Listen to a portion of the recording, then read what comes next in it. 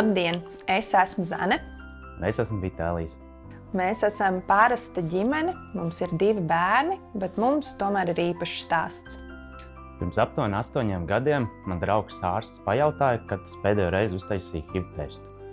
Es nezinu, kādēļ viņam tas ienāca prātā, bet mani jautājums sakustināja.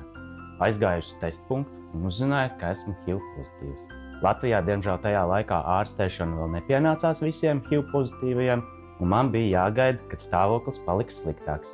Es esmu sportists, skrienu krosus, es nebiju ar mieru gaidīt un saslimt smagāk. Galu galā es aizbraucu uz Igauniju, saņēmu tur uzturēšanās atļauju, un Igaunijā man pienācās zāles. Tad arī Latvijā varēju turpināt saņemt Igaunijā piešķirto terapiju. Es vienmēr esmu gribējis ģimeni, bet savu HIV statusu dēļ baidījos, ka man tas ieseci. Taču liktenis bija man labvēlīgs. Man HIV konstatēja 2017. gadā. Sākotnēji arī man nepienācās zāles un ārsts man mierināja. Tas nekas, tev nemaz nevajag, dzīvo mierīgi.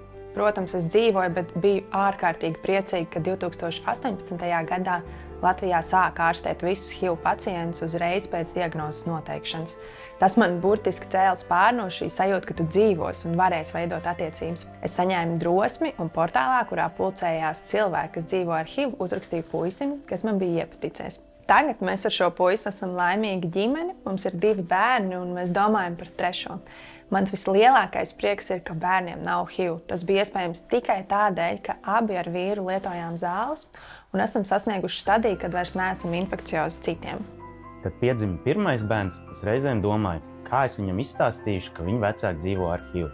Bet tagad es reizēm domāju, varbūt man tas nemaz nebūs jāstāsta, jo būs atklāts zāles pret HIV, vai arī sabiedrības attieksme pret slimību būs kļuvusi tik normāla, ka saruna ar bērniem būs tāda pati, kā mēs būtu izslimojuši COVID. Es ļoti uz to ceru.